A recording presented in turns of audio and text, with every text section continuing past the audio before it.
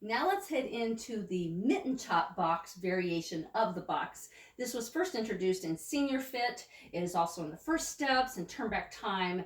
Pretty much any of the standing workouts that came after Senior Fit incorporate Mitten Chop Box. Now I did this as a Sanity Saver move on my business page and shared it here.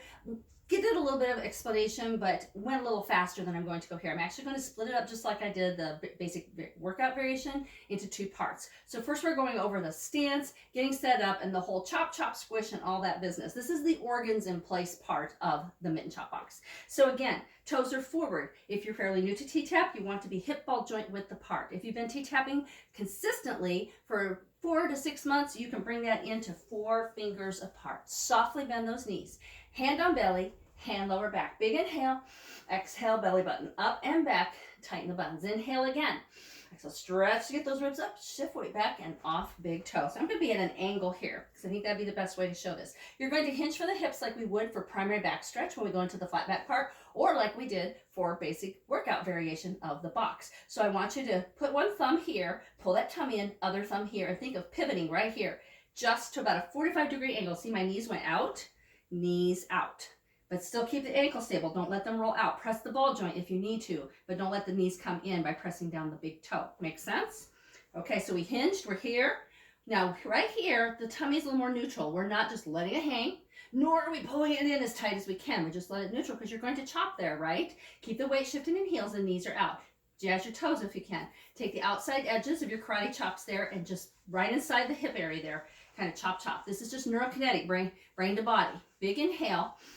As you exhale, you press in and together. So it's in, together, squish. This is the squish part. Teresa always tickled me. She's like, some of us have more to squish than others. She never had anything to squish here. But the rest of, yeah, I'm going to give you something to squish, okay? So you can see squish there. And if you don't have anything to squish, it is still okay because you're creating that brain body. Now, let's say you're a person of size. I had someone who had struggles, and she says, well, I don't know if this is doing good. You still just chop, chop, and press in the best you can. Eventually, you will feel those muscles underneath tighten because it is creating a circuit, so to speak.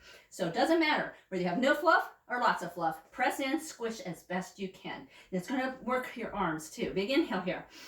As you exhale, get those fingers down deep, below the fluff if you can, or just as best you can. Inhale again.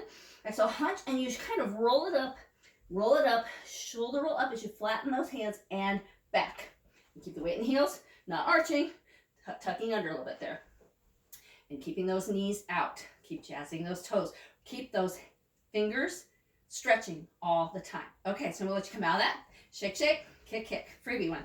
Because we're going to do it again. Because this is the most important part for setting up and getting that organs in place portion.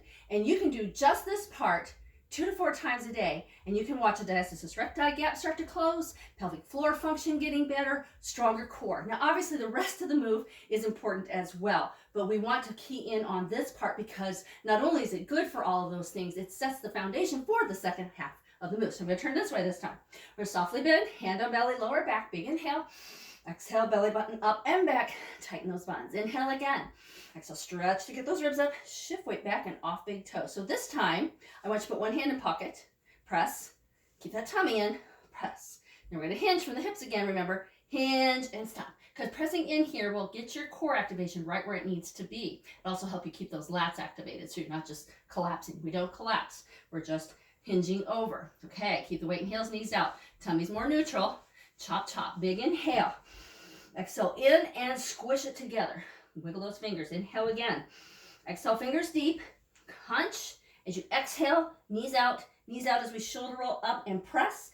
Thumbs stretching and press to get those ribs up. So now my back is more neutral. It's not tucked, but it's not arching too. So it's a little more neutral because I stretch up like a string, pulling my head up to the ceiling. Shake your head no for no neck tension. Big inhale. Exhale all the way. Now you can just shake that out and go on your way. But I want us to get out of this a different way, okay? So we're going to press up, knees out, mitten hand away. Pull that tummy in, knees out, mitten hand away. So we're going to do some claps. So clap and press. We'll go into this more in the next video. 4 more. So 5, reach out, 6 straight arms, 7 and 8.